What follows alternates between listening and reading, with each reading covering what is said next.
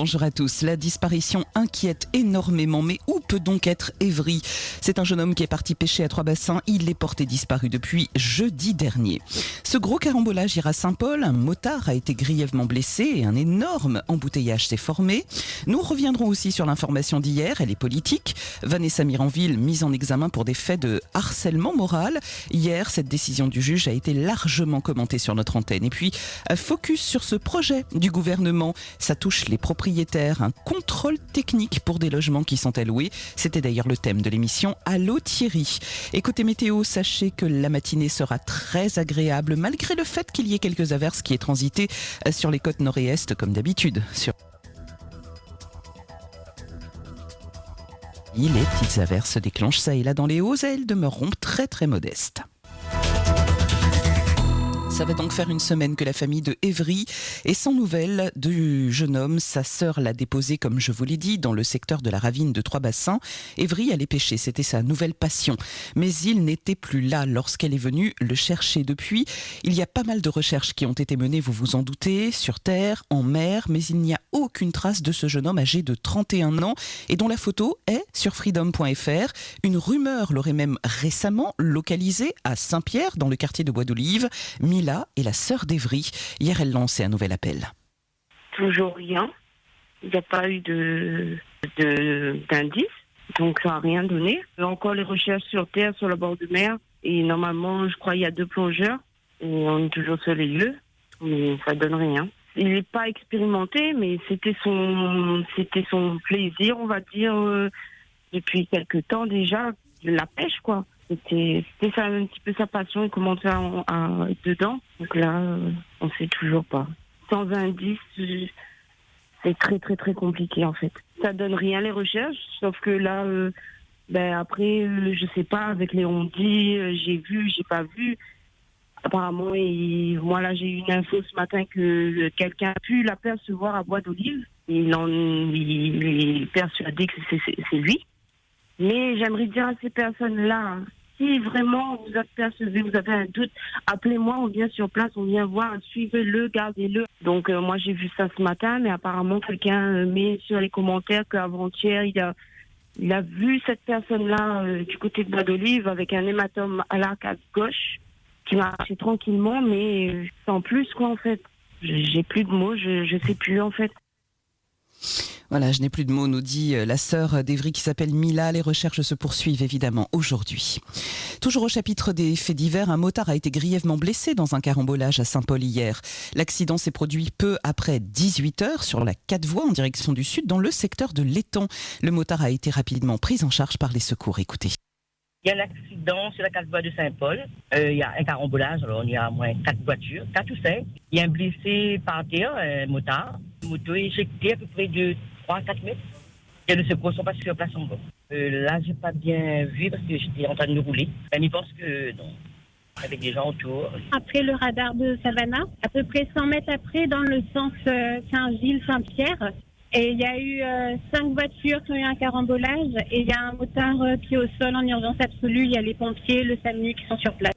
Donc il y a des gros embouteillages, il y a des massages en cours. Et il y a la DDE qui est en train de mettre en place une voie sur la droite.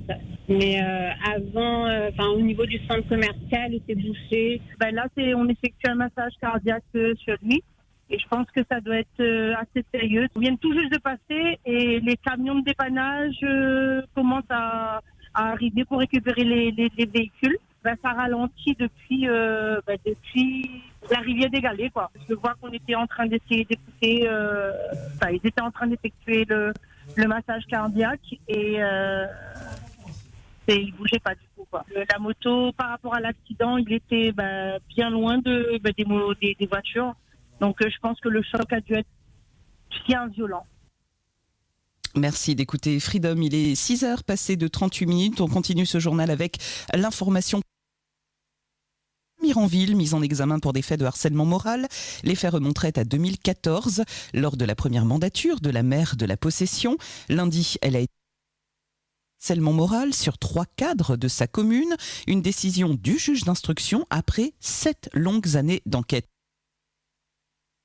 Commenté sur des proches d'un des cadres à l'origine de la plainte a tenu à apporter quelques... Alors, Sarah Batel, nous vous avons perdu. Donc, vous disiez que hier, cette décision du tribunal... La décision du juge a été très, très commentée par notre antenne, je vous le disais, et notamment par un proche d'un des cadres à l'origine de la plainte et qui a tenu à apporter quelques éclaircissements longuement sur notre antenne. Écoutez. C'est un de mes parents qui est concerné. Moi, j'ai vu les messages. Je suis un des enfants. Donc, moi, j'ai vu les messages. J'ai vu l'harcèlement qu'elle faisait. J'ai vu les groupes de personnes qu'elle faisait pour parler sur les personnes concernées. J'ai vu, oui, les postes qui ont été supprimés, les grades qui ont été descendus. Aujourd'hui, elle se permet encore de fournir encore plus de travail à ces personnes-là, mais tout en retirant des primes, des salaires, partir sur des menaces qui sont écrites par message. Ça a été prouvé, j'ai vu, j'ai lu. Il y a encore d'autres personnes qui viendront par derrière. Moi, je vous le dis, c'est pas encore fini cette histoire. Il y a ces personnes-là qui sont actuellement là, les noms qui ont été cités. Mais il y en a d'autres. Ça n'a pas été encore cité parce qu'il y a énormément. De la personne que moi, je connais, c'est parti sur de l'abus. Vous allez entendre parler d'ici là, croyez-moi. Croyez-moi que c'est loin, mais loin, loin d'être un ange, hein, je vous le dis. Aujourd'hui, c'est qui a été mis en examen? C'est elle. Donc, ça veut dire qu'il y a des choses qui ont été montrées, il y a des preuves qui ont été posées. Donc, c'est pas pour rien. Et je vous le disais, vous en avez longuement parlé de cette affaire sur notre antenne. Pour certains, les résultats de l'enquête permettront d'y voir plus clair. Mais travailler dans une collectivité, c'est travailler dans un véritable panier de crabes, selon vous. C'est un peu bizarre, soi-disant, une femme mère qui dit qu'elle était droite, bien dans ses chaussures partout. Et aujourd'hui, sur la possession, nous retrouvons dans une commune, mon Dieu, et ça va à la dérive. Comment on avance dans une commune quand on n'a pas des gens que les compétents? À moi, je suis déçu. n'est pas possible. Honnêtement, ça qu'elle l'a fait, elle, pour les gens de la possession, ne voit pas que ça elle l'a fait.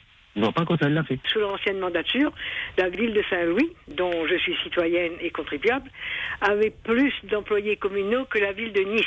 Et voilà, et à plusieurs reprises, la jumelle magistrate qui arrive en place, elle essaie de remédier à tout ça. Au final, ceux qui ont été titularisés pour ne pas, ce n'est pas un, ce n'est pas deux, plus de 315 employés municipaux ont été titularisés à la veille des élections. Le tribunal administratif, ou je ne sais pas quelle juridiction, donne tort au maire. Mais où va-t-on? Mais ce n'est pas normal. Regarde le ancien président de la région, combien de millions il a baisé. Le maire Sainte-Marie, là-bas, il ne rien dans la commune, il a pris de l'argent, il utilise l'argent escamoté. Hein?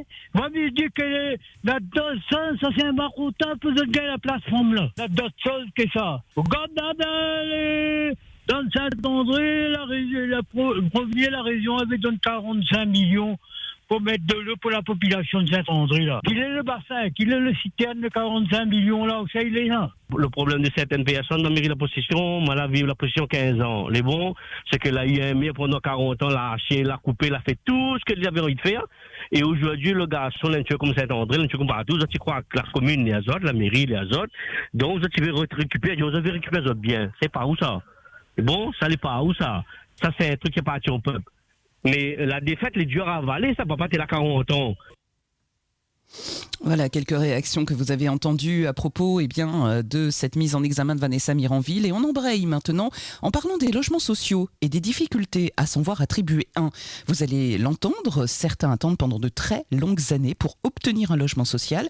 Et maintenant, les bailleurs demandent aux demandeurs de se tourner vers les logements privés, mais ils sont surtout plus chers. Et tout le monde n'a pas forcément des capacités financières. Est-ce qu'il est obligé de faire des enfants pour avoir le logement? Là, apparemment, il faut on a des enfants pour gagner le logement, apparemment. Moi, une fille, on a le droit de visite. Elle a 9 ans. Et moi, dans 7 mètres carrés, il fait pratiquement 14 ans, moi, là-dedans. Et dis, moi, pas priorité par rapport à moi, avec un enfant et moi, avec le droit de visite.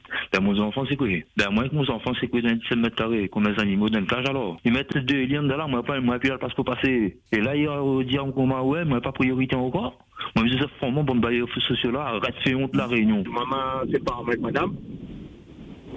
Et moi, j'ai redonné un petit logement. Ma part, tu vois, tout le bon bureau. Le bon bureau, elle dit, moi, non, monsieur, on touche trop, il faut que ça rentre dans le privé. Tout ça parce que, pas avec ça, moi-même, je touche 1500, 1600 € par mois. Elle a dit, moi, carrément, monsieur, allez voir dans le privé. Elle dit, où touche trop. Quand on regarde, on finit un loyer de 900 €. Ben là, moi, j'ai un loyer de 900 €. Quand il fait un compte, comment on vit? Ben là, 900 €, on est un petit deux. Et il revient très cher. C'est pour ça, mais il faut que tu revois vraiment ce barème de calcul par rapport au logement. Il faut connaître comment elle a fait pour gagner un case. À force de demande à céder, amène à longtemps de ça. Et la case, la pointe à droite, à gauche, la pointe. M'a dit, monsieur, écoute bien ça que midi à où. Mais prends mon bon enfant. Mon madame, il vient dans ton bureau, mais prend ton bureau, mais l'ose à main dedans. Mais crois-moi, la trouve plus vite que d'armes tout de suite. Voilà, quelques réactions à propos de cette problématique sur les logements ici à La Réunion. Et on parle maintenant des concessions payantes dans les cimetières. Vous le savez, le foncier, c'est compliqué à La Réunion et il y a de moins en moins de place dans les cimetières aussi. Et le coût de la mort, c'était le thème du baromètre d'hier. Pour les vivants, mourir coûte cher. Et pour certaines familles, il faut s'endetter pour s'offrir aujourd'hui des funérailles. En plus des frais de décès, il faut aussi s'acquitter du montant pour la concession au cimetière. Un montant d'ailleurs qui varie selon les communes, vous allez l'entendre. J'ai fait un caveau il y a 20 ans au cimetière de Sainte-Suzanne, Cartier-Francy. Mon mari est enterré. Ça fait 15 ans. Je voudrais m'enterrer dans le même caveau. Mon fils a fait des réparations. Il me dit, la mairie lui a dit, maintenant il y a un axe trentenaire, il faut payer un axe. Ce que je trouve drôle à Saint-Pierre, mes parents sont enterrés, ça fait plus de 80 ans, on n'a jamais eu d'acte à payer. On achète la tombe, on paye tous les 30 ans ou tous les 15 ans. Si on ne paye pas, il saisit la tombe et il met n'importe qui dans la tombe. Je suis à côté bras, pas non là-bas, c'est comme ça. Et donc il revient ici, à la mort, il revient très cher. Là, on paye déjà, il faut payer pour fouiller la tombe. 150 € pour mettre la tombe vide, 150 € pour mettre la terre encore sur le cercueil. Après, racheter un cercueil, repayer là-bas, racheter des fleurs, racheter là-bas. On a pour minimum maintenant 10 000, 15 000 €, t'as le prix d'intérêt pour un enterrement. Un acte, c'est à peu près entre 800 000 €, dépend les personnes, là, des fois la tête des personnes. Mais par contre, pour avoir, même par exemple, comme là, nous dois faire un cimetière chez Alim Paradis, l'a pas encore fait. Déjà, la demande est épuisée. Autant pour si sur votre acte marqué perpétuel, la tombe est à où pour tout le temps. Et ça me laisse de moi parce que mon empreinte dans moi qu'on est occupé là. Et si le marqué perpétuel sur le lac, la tombe est à où pour tout le temps. Moi, quand j'ai payé 700 €. Et pour continuer sur les choses qui sont dans les tuyaux et les problèmes, on va parler maintenant de ce projet gouvernemental, ce contrôle technique pour les logements qui sont alloués. L'idée vient d'un député du groupe Renaissance qui a déposé une proposition de loi, une proposition qui vise à instaurer ce fameux contrôle technique des logements pour lutter contre l'habitat indigne. Le contrôle technique pour les logements, c'était d'ailleurs le thème de l'émission Allô Thierry hier mardi. Écoutez quelques-unes de vos réactions. Moi qui suis propriétaire de plusieurs appartements, il existe déjà, en fait, on appelle ça le TPE, c'est-à-dire c'est un contrôle qui est obligatoire en location où vous avez en fait l'isolation, la chaleur, les thermies, c'est un contrôle déjà. On peut dire que c'est un contrôle technique parce qu'on fait tout dessus et c'est pas donné. Si Macron il m'entend, quand est-ce qu'il va nous taxer l'air qu'on respire? Ça c'est un traquenard. Le gouvernement il veut pas nous aider là. On nous attaque un petit peu de partout. Quand on en a des cas, par exemple, il dit de allouer pour gagner un petit arrondi un peu de salement. Là, la façon libre de faire, là. Mais si il y a un contrôle technique contrôlé, là, on connaît, il y a beaucoup de cas, peut-être sera cassé, le monde va gagner de la monde, tout ça, parce que tout le monde essaie aujourd'hui de débrouiller comme ça, tu peux, puisque nous avons une grande misère impossible. La France, elle n'est pas foutue de faire des logements pour donner des gens. Au lieu de faire des choses qui compliquent beaucoup, commence par faire des logements pour donner aux gens. Le problème du locataire aujourd'hui, il est très simple. C'est qu'il pense que le propriétaire doit tout. Il est complètement assisté. Moi, je connais des gens qui disent, moi, je ne veux pas acheter. C'est devenu très, très cher. On n'a plus les moyens vu le prix du foncier à La Réunion. Et la deuxième chose, c'est qu'ils disent, le propriétaire fait tous les travaux. Ça, c'est terrible. Et si on a aujourd'hui un problème de logement à La Réunion, c'est à cause du prix du foncier. Et de la défiscalisation qui a complètement tout pourri.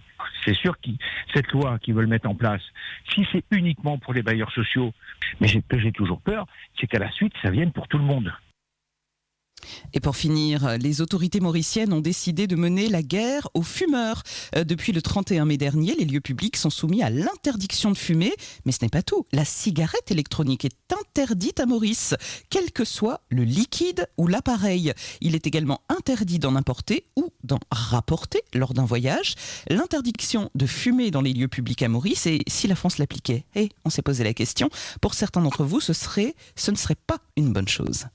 J'entends qu'à Maurice, on interdit de fumer, disons presque partout. Au risque d'attirer les foudres des fumeurs ou bien de me faire des amis, moi je pense que c'est une très bonne chose même. Ça fera des économies pour le service de santé de l'État. Ça libérera les hôpitaux et les cliniques. Parce que si on a bien le droit, on est libre de se tuer, mais on n'est pas libre de tuer les autres. Puis ça limitera aussi les trafics. Moi je pense que les gens peuvent fumer chez eux. Moi, je pense que c'est une bonne chose. Je pense que l'État les Français devraient prendre des mesures à Maurice, par exemple, sur l'alcool à La Réunion. C'est déjà un fléau. Je pense qu'ils devraient faire la même chose. Mais... ONews Radio, toute l'actualité nationale et des Outre-mer.